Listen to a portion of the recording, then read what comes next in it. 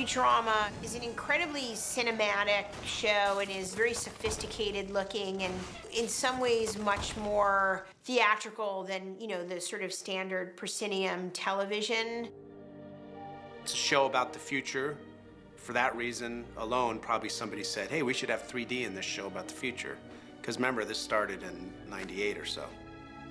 The 3D really helps us sort of blow up these worlds and create these places where you sort of want to go and you want to see and you want to travel to. That's what you can credit Scott Vanzo and his crew the most for, is successfully merging the 3D in our show with the rest of the show. It doesn't stand out as just shockingly obvious what is what. I'm the lead 3D artist at Rough Draft Studios. I do a lot of the 3D shots on Futurama. All right, let's ride.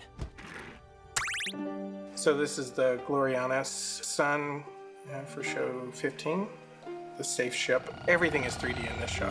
There are particles for the sun corona and paint effects for the rainbow parts of the sun. Everything else is geometry. We use a special shading process, which we just call cartoon shading, which allows us to make the three-dimensional models look like two-dimensional hand-painted cells. I was working on Cloud Castle. I worked based on this design in 3D. You can see the wireframes in 3D. We have sequences that there's no other way to do them than in 3D. For instance, where the professor is street racing through the streets of New York with two other cars, we have to really go through and plan it. The trickier part with that scene was the choreography of the ships and making them look like they're taking a tight corner and that they're zooming around each other and that they're, behaving like race cars should. And there's a sense of speed and urgency to the different ship. Like when you go around a very tight corner, you want the sense that there's a weight to the object and that there's a more natural sort of reaction to the ship as it takes that tight corner. It's a long story I can't get into while we're spinning out. Those scenes that are done in 3D, like the ship is underneath this elevated train track and the cars are doing this, and then you cut to the ship's POV of the cars coming at them. Those are incredible shots. There's no way, to do those without doing them in 3D. On heavier scenes like this, we end up having to look at it in this wireframe mode. It's basically like chicken wire of the surface, so we can see where the surfaces are. The only problem is we can't see lighting, we can't see things that are penetrating through each other, which is why we will generally go to a shaded mode once we have our motions down. The modeling software uses different types of geometry, three-dimensional geometry, to describe an object. Geometry can look sort of like a chicken wire mesh that describes the outer part of the object. And so it's up to the modeler to basically go in and control the way that mesh is formed in order to make it show every contour and every detail of design.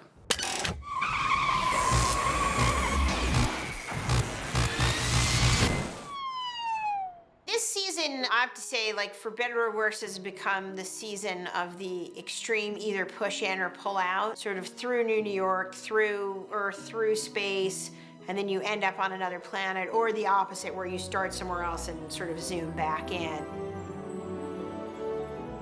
It's great to have the 3D for the standard shots, which you just know are going to be there. But also, if you have to do a shot, let's say from the Planet Express building, up through space to the sun, and then zoom in on this mine, it's great to have 3D to really make that a spectacular shot with. Well, this shot basically caused us to have to really ramp it up because we're zooming right into the surface. And then we're gonna turn 90 degrees and fly right along the surface. So you're seeing everything so much more close up than we've ever seen before.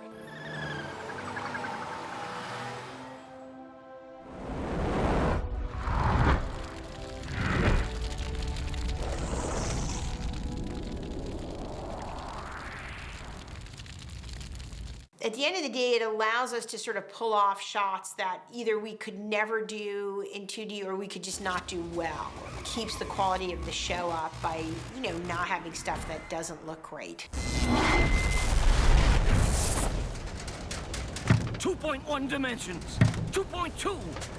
2.pi. Look, up there. There's some up. The third dimension. The writers came up with this idea after seeing some videos online of enthusiasts who are using some available software to develop these 3D environments using fractal geometry that was formed with fractal formulas.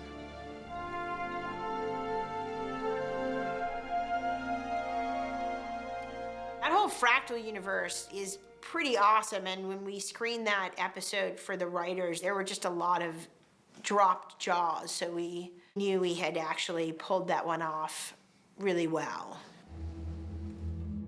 It involved actually quite a bit of research on my part to figure out how this was done and how to do it well. It really was like an incredibly sort of trial and error process. It's sort of like you know what you want to get, but there's not, necessarily a direct correlation to how to get there. The most challenging part of using the software is a tiny little change in a parameter can create a huge difference in appearance. You have to start learning like which parameters will have what magnitude of effect.